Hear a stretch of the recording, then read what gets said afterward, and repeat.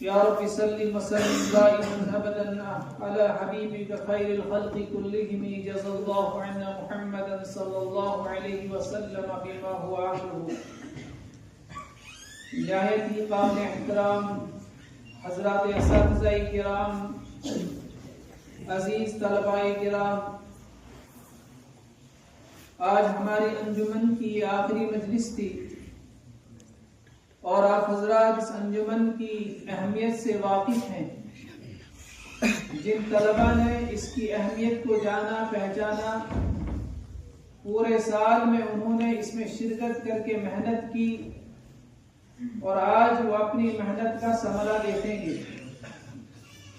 جو شخص پھل دیکھنا چاہتا ہے تو اس کے لیے اس پھل کے حصول کے لیے پہلے محنت ضروری ہے، شوق ضروری ہے، جذبہ ضروری ہے.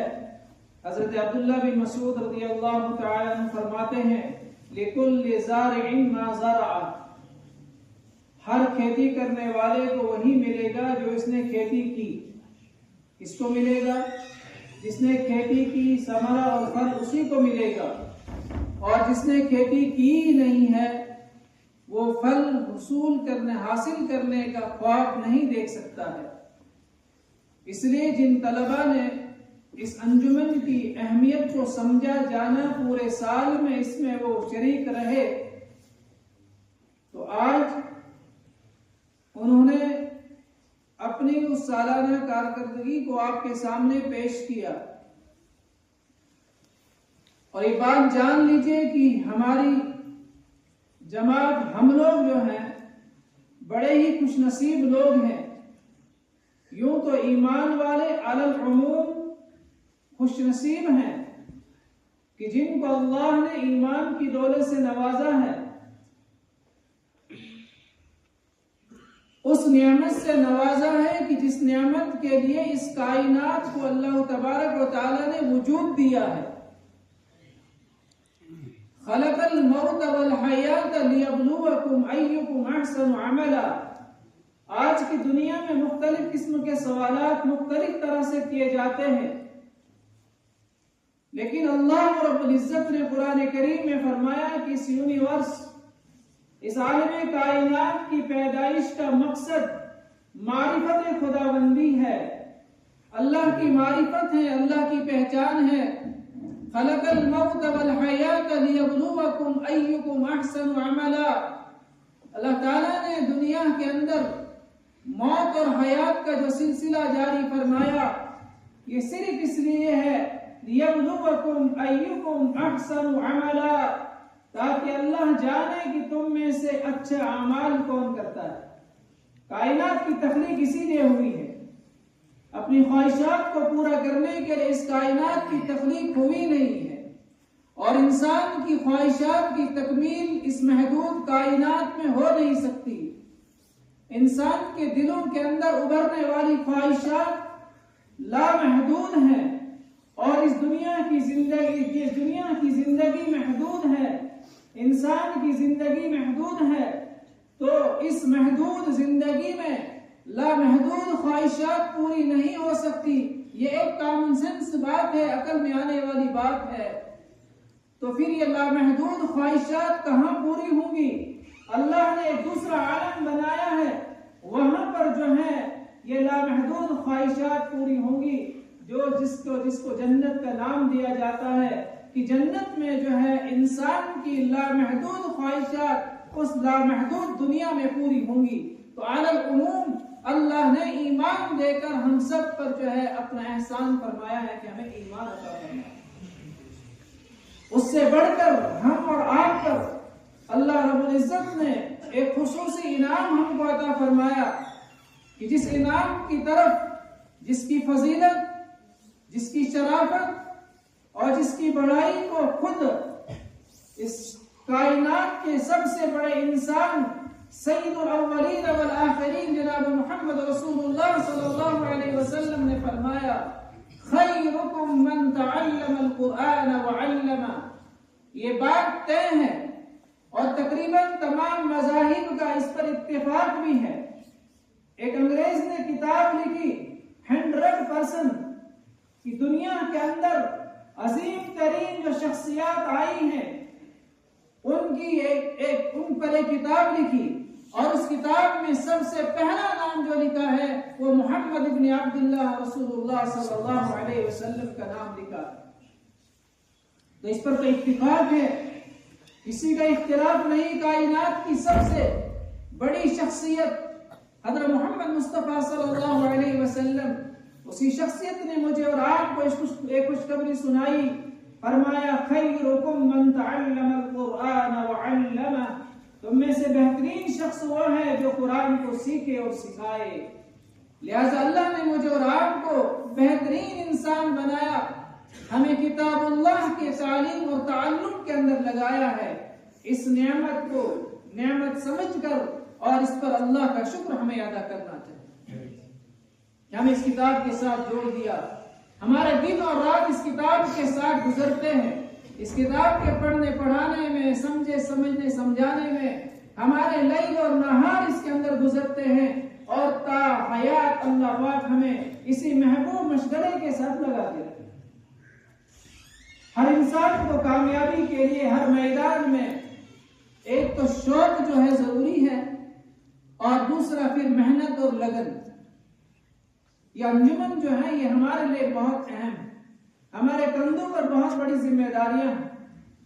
ہم جو علم حاصل کر رہے ہیں یہ علم ربانی ہے، ہمارے پاس جو علم قرآن کی شکل میں ہے، حدیث کی شکل میں ہے، یہ براہ راست اس انسان کے بنانے والے کی طرف سے ملا ہے ہمیں۔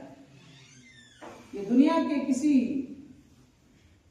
دنیا کے دانشوروں نے اس کو ایجاد نہیں کیا ہے، بلکہ ہمارے پاس جو علم ہے یہ علم براہ راست اللہ کی طرف سے آیا ہے، وحی کے ذریعے سے آیا ہے، اللہ کی طرف سے آیا ہے۔ تو اس کو سیکھنے اور سکھانے کی ذمہ داری ہے امت کی، اور دوسری ذمہ داری امت تک پہنچانے کے لیے، اس پہنچانے کے لیے معافی ضمیر ادا کرنے کے لیے انداز بیان کا صحیح ہونا ضروری ہے، انداز بیان کا طرز تکلم صحیح ہونا ضروری ہے۔ حضرت موسیٰ علیہ السلام کو جب حکم ملتا ہے کہ تم فرعون کے پاس توحید کی دعوت لے کر جاؤ، تو حضرت موسیٰ علیہ السلام نے فرمایا، ایک عذر بیان کیا تھا، وہ عذر یہ بیان کیا تھا کہ وَلَا يَنْطَلِقُ لِسَانِي، کہ میری زبان نہیں چلتی ہے، اور ہارون علیہ السلام جو ہے وہ افصح منی، وہ مجھ سے فصیح ترین ہے، افصاح ہے، زیادہ صاف ستھرا بولنے کی صلاحیت ان کے پاس ہے، لہذا آپ ان کو بھی میرے ساتھ بھیجیے، ان کو بھی نبی بنائیے۔ حضرت موسیٰ علیہ السلام کے اس عمل سے پتہ چلتا ہے کہ دوسرے تک بات پہنچانے کے لیے فصاحت لسانی ضروری ہے، وضاحت بیان کا ہونا ضروری ہے، کہ بیان کے اندر وضاحت ہو، طرز تکلم پر انسان کی قدرت ہو، وہی طرز تکلم آپ کو آئے، آپ اس دین کو دوسروں تک کیسے پہنچائے، اسی کی ٹریننگ اور اسی کی تمرین آپ کو پورے سال بھر جو اس انجمن میں کروائی جاتی ہے۔ جو طلبہ اس میں شریک ہوتے ہیں تو یقیناً جو شرکت کریں گے، سال بھر محنت کریں گے، وہ کامیاب ہوں گے، اور جب مدرسے کی چار دیواری سے نکلیں گے ان کے کندھوں پر جو ذمہ داری ہے تم خیر امت اخرجت للناس کی، کہ تم بہترین امت ہو، تم لوگوں کی نفع رسانی کے لیے نکالے گئے ہو، اور لوگوں کی نفع رسانی کس میں ہے؟ اس چیز میں ہے جو چیز ان کے ساتھ قبر میں جائے گی، جو چیز ان کے ساتھ آخرت میں جا کر وہاں کامیابی دلائے گی، وہ چیز تم امت کو دینے والے ہو۔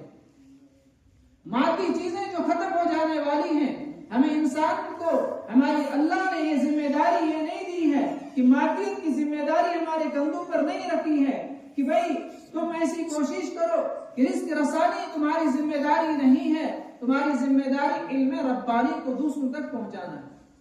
اس علم ربانی کو دوسروں تک پہنچانے کے لیے جو ہے طرز تکلم اور بیان کا سیکھنا ضروری ہے، اور یہ سب سے بڑی ذمہ داری جو ہے علماء کرام کی ہے کہ دین کی دعوت کو دوسروں تک پہنچانے کے لیے۔ اس لیے قرآن نے فرمایا فلولا نفر من كل فرقة منهم طائفة ليتفقهوا في الدين ولينذروا قوم إذا رجعوا إليهم. ہماری ذمہ داری ہے اس دین کو دوسروں تک پہنچانا. تو دوسروں تک پہنچانے کے لیے دو بڑی طاقتیں ہمارے پاس ہیں. ایک ہے طاقت قلم کی طاقت سے ہم اس دین کو دوسروں تک پہنچائیں گے, اور ایک ہے زبان کی طاقت, اس کے ذریعے سے دین کو دوسروں تک پہنچائیں گے. اسی زبان کی طاقت کو پیدا کرنے کے لیے, بیان کو سیکھنے کے لیے ہماری اس انجمن کا انعقاد اس جو ہے مدرسہ قیاموں میں ہوا ہے کہ بھائی ہم سال بھر اس کے اندر محنت کریں اور اپنی زبان کی اصلاح کریں, بولنا سیکھیں. پھر جب چار دیواری سے نکلیں گے تو یہ دین کو ہم دوسروں تک پہنچائیں گے, اور وہ پہنچانا ہمارے لیے آسان ہوگا. اس پہنچانے کی ذمہ داری کو ہم بحسن خوبی اور اچھے انداز سے دوسروں تک پہنچانے کی ذمہ داری کو ادا کر سکیں. اس لیے انجمن ہوتی ہے اور یہ ہماری ذمہ داری ہے. حضرت عبداللہ بن مبارک رحمہ اللہ کا قول ہم آپ کو اکثر سنایا جاتا ہے کہ اول العلم النیہ, علم کے لیے سب سے پہلی ضروری چیز جو ہے وہ نیت کی اصلاح ہے, کہ نیت صحیح ہو, کہ نیت یہ ہو ہم اس علم ربانی کو, ہم اس علم کو اس لیے سیکھ رہے ہیں کہ ہمارا اللہ ہم سے راضی ہو جائے, اور پھر اس علم کو اپنے اساتذہ سے اچھی طریقے سے غور سے سنیں.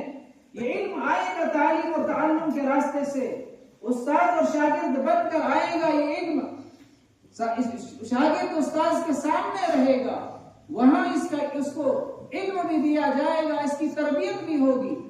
آج کے سوشل میڈیا کے ذریعے سے جو علم کی باتوں کو نشر کیا جا رہا ہے, وہ علم تو آ سکتا ہے, معلومات آ سکتی ہے, تربیت نہیں ہو سکتی ہے, لیکن ہمارے مدارس کے اندر علم بھی دیا جاتا ہے اور تربیت بھی ہوتی ہے. اور تربیت کے لیے اور تعلم کے لیے ضروری ہے کہ استاذ کے سامنے زانو تلمذ بیٹھ کر جو ہے ہم علم حاصل کریں. اس راستے سے جو علم آئے گا یہ دلوں کے اندر آئے گا. ورنہ حضرت حسن بصری رحمہ اللہ نے فرمایا العلم علمان, علم علی اللسان وعلم فی القلب. ایک علم زبان پر ہوتا ہے اور ایک علم قلب پر ہوتا ہے. ان مدارس کے اندر کوشش کی جاتی ہے ان میں وہ علم دیا جائے جس کا تعلق قلب سے ہے, دل سے ہو, اور جو علم صرف زبان پر ہو یہ انسان کے لے کر وبال بنے گا, پھنسانے کا ذریعہ بنے گا. اور جس علم کا تعلق قلب سے ہوگا, اور ظاہر بات ہے جس علم کا دل کا تعلق قلب سے ہوگا وہ انسان کو عمل پر کھڑا کرے گا, اور عمل میں ہی کامیابی ملے گی. دنیا میں بھی ملے گی کامیابی اور آخرت میں بھی کامیابی ملے گی. اللہ تبارک و تعالی نے اس انسان کو اور تمام مخلوقات میں سے جو شرف بخشا ہے, جو اشرفیت کا مقام دیا ہے, خود قرآن نے کہا وَلَقَدْ كَرَّمْنَا بَنِي آدَمَ, کہ ہم نے اس کو جو ہے مکرم اور معزز بنایا. اس کے اندر جو صفت ہے جو دوسری مخلوقات سے اس کو ممتاز کرتی ہے وہ ہے تعلیم اور تعلم, سیکھنے سکھانا. علم کو دوسروں تک منتقل کرنے کی صلاحیت اللہ نے صرف انسان کو دی. علم کو دوسروں تک منتقل کرنے کی صلاحیت, ورنہ دوسری صلاحیتیں عام جانوروں کے اندر بھی ہیں. کھانے کا طریقہ, کھانے کا سلیقہ, کھانا جمع کرنے کا طریقہ یہ اور جانوروں کو بھی ہے. اپنا مسکن بنانے کا طریقہ اور جانوروں کے پاس بھی ہے. تمام چیزیں ان کے پاس ہیں, لیکن وہ علم دوسروں کو تک منتقل نہیں کر سکتے. اس لیے قرآن نے احسان کے جتانے کے طور پر کہا الرحمن علم القرآن خلق الانسان.